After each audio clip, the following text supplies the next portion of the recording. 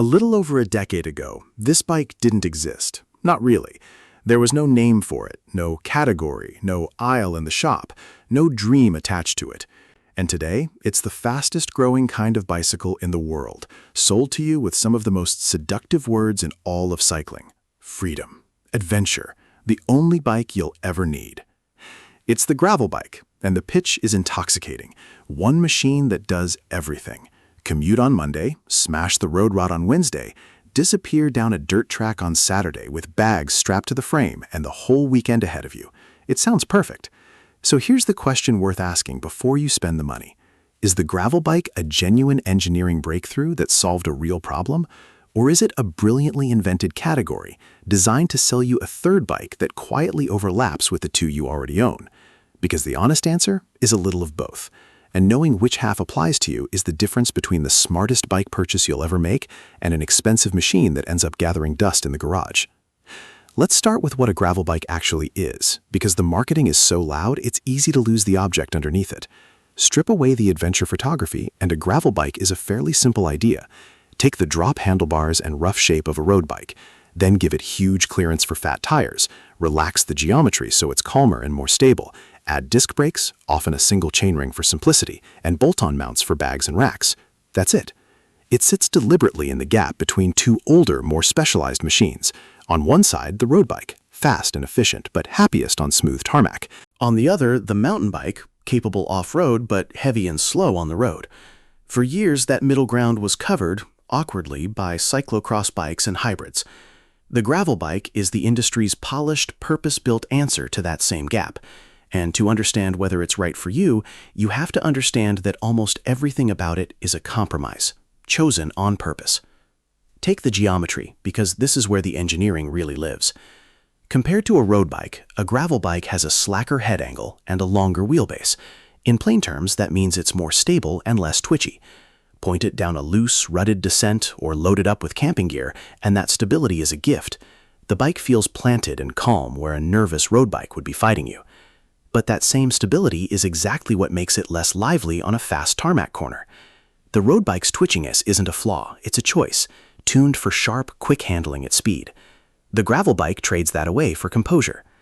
It sits you a little more upright too, which is more comfortable and gives you more control over rough ground, but it's less aerodynamic and less aggressive than a road bike. None of this is better or worse in the absolute.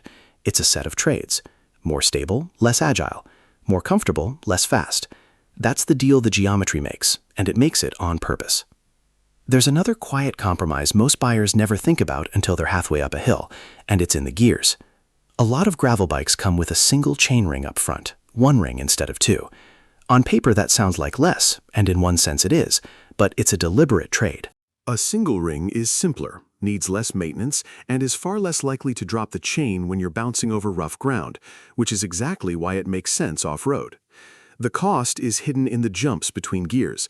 With only one ring, the steps from one gear to the next are bigger, and you sometimes lose that fine, precise cadence a road rider takes for granted on smooth tarmac. You'll feel it most on a fast road section or a long, steady flat, where you keep wishing for the gear that sits exactly between the two you actually have. Some gravel bikes keep the two rings to preserve that range and finesse, at the price of a little more complexity. It's a small thing, but it's the same story as everything else on this bike. Simplicity and toughness off-road, bought with a little smoothness and range on it. Another trade, chosen on purpose. But here's the part that almost nobody tells you, and it might be the single most important thing in this whole film. The real magic of a gravel bike isn't hidden in the frame, it's in the tires. That huge clearance for wide rubber is the engine of the entire concept. A wide tire, run at low pressure and set up tubeless, is what gives you grip, comfort, and control the moment the road turns to dirt. And this leads to a secret that reframes the whole purchase. Changing the tires transforms the bike. Fit fast, slick, narrow rubber, and a gravel bike behaves shockingly. But it's also the source of the compromise, because a tire that does everything does nothing perfectly. It rolls slower than a road tire on tarmac, and it grips less than a mountain tire in the mud. The gravel bike is a master of none by design. That phrase, master of none, sounds like an insult, but it's actually the whole point, so let's be fair and precise about it. On the road, a gravel bike is genuinely slower than a road bike. It's heavier, it puts you in a less aerodynamic position, its tires have more rolling resistance, and its handling is calmer than quick. That gap is real, but how big it is depends enormously on those tires. Fit a set of fast semi-slick rubber, and for a rider who isn't racing, a good gravel bike can feel like 90% of a road bike. For a huge number of cyclists, that 90% is more than enough, and they'd never notice the missing 10. Now flip it around and take that same bike off-road into genuinely technical terrain, rocks, roots, steep loose descents, and it falls a long way short of a real mountain bike. No suspension, or barely any, skinnier wheels, geometry that's calm for gravel but out of its depth on a mountain, drop bars that give you less control when things get rowdy. On a true trail, the gravel bike is exposed. So where does it actually shine? Right in the middle, and the middle is bigger than you'd think. On dirt roads, forest tracks, canal paths, easy single track, rolling countryside where a road bike would be rattled to pieces and a mountain bike would be overkill, the gravel bike is superb. The gravel bike doesn't replace a mountain bike for someone who rides real technical trails. It replaces a mountain bike for someone who, if they're honest, was only ever riding easy dirt on it anyway. That distinction matters more than almost anything else in this decision, and we'll come back to it. Now, let's talk about the headline promise, the one that sells more gravel bikes than any other, the quiver killer. The idea that this one bike can replace your whole collection, so you can sell the rest and ride everything on this. And here we have to be scrupulously fair, because for some people it's completely true, and for others it's a trap. If you're a cyclist with the budget or the space for just one bike, and you ride a genuine mix of tarmac and dirt without racing anyone, then a gravel bike really can cover 80 or 90% of everything you'll ever want to do on a single machine. For that rider, it isn't a compromise, it's a liberation, and it's very possibly the smartest bike they could buy. Think about what that one bike actually replaces for them. Instead of a road bike they'd baby on smooth tarmac, and a mountain bike they'd only wheel out a few times a year, they get a single machine that's always the right answer for a spontaneous ride, whatever the surface. They learn its handling deeply because they ride it constantly. They spend their money maintaining one drivetrain, not two, and they never stand in the garage on a Saturday morning paralyzed by the choice of which bike to take, because there is only one, and it will do. For a cyclist like that, the so-called compromise isn't a weakness at all. It's the entire reason the bike works.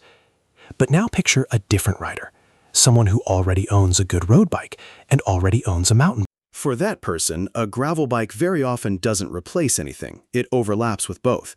It's a touch slower than the road bike on the road and a lot less capable than the mountain bike on the trail. And so it quietly becomes the third bike, the one that's fine at everything and therefore the last one they reach for. Versatility is only a virtue when it replaces several bikes. When it simply adds one more to the pile, that same versatility becomes redundancy with a price tag. And there's a very human wrinkle hiding inside this, one the marketing leans on hard without ever saying it out loud.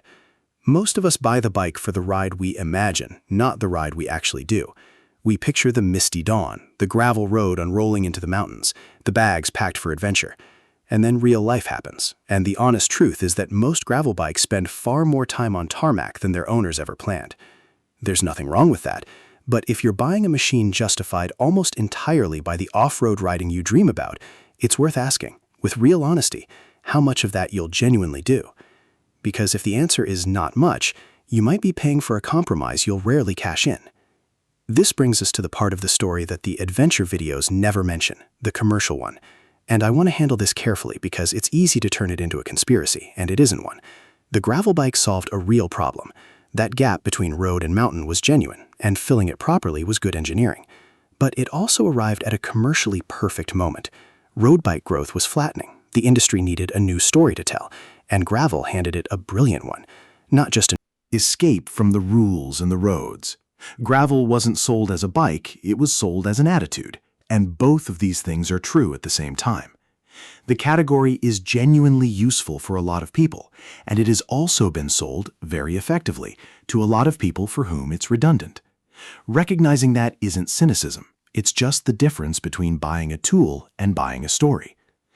So let's bring it all the way home to you, standing in the shop or scrolling the website, wondering if the gravel bike is your next move. Here's how to decide honestly. Start with the most important question of all, which isn't about the bike, It's about your terrain. Where do your rides actually happen? Not in your imagination, but in reality. If you're a one-bike cyclist riding a true mix of pavement and dirt, not racing, then stop worrying. A gravel bike is very likely the single smartest machine you can own, and the compromises are a small price for everything it lets you do. If you're a road rider who's genuinely curious about exploring dirt, a gravel bike makes sense, but only if you'll actually go off-road. If you won't, an endurance road bike with clearance for a slightly wider tire may give you most of the comfort without the redundancy.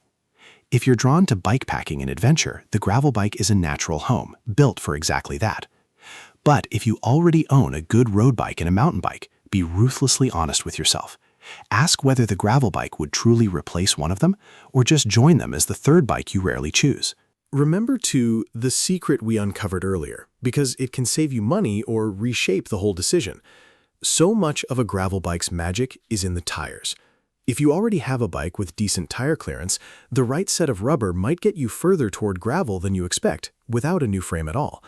And if you do buy one, understand that truly living the versatility often means owning two sets of tires or wheels, fast ones for the road and knobbly ones for the dirt, which is a real cost that the single bike fantasy conveniently leaves out. So, is the gravel bike a breakthrough or a clever way to sell you a third bike? The answer, honestly, is that it's genuinely both, and only you can decide which half is true for you. It is a real solution to a real gap, and it is the smartest possible bike for a huge number of riders who want to do a bit of everything on one machine. It is also, for plenty of people who already have the road and the trail covered, a beautiful, capable, expensive redundancy, bought on the promise of an adventure they'll mostly imagine rather than ride. The bike itself is not the trick. The trick is believing that versatility is always a virtue, when the truth is that versatility is only valuable when it replaces something, not when it just adds to the pile. Get honest about your terrain. Look past the adventure story to the way you actually ride, and the gravel bike stops being a question of hype and becomes a simple, clear decision. Buy it because it fits your life, not because it fits the film they sold you. Do that and you'll never wonder whether you made the right call. You'll already know.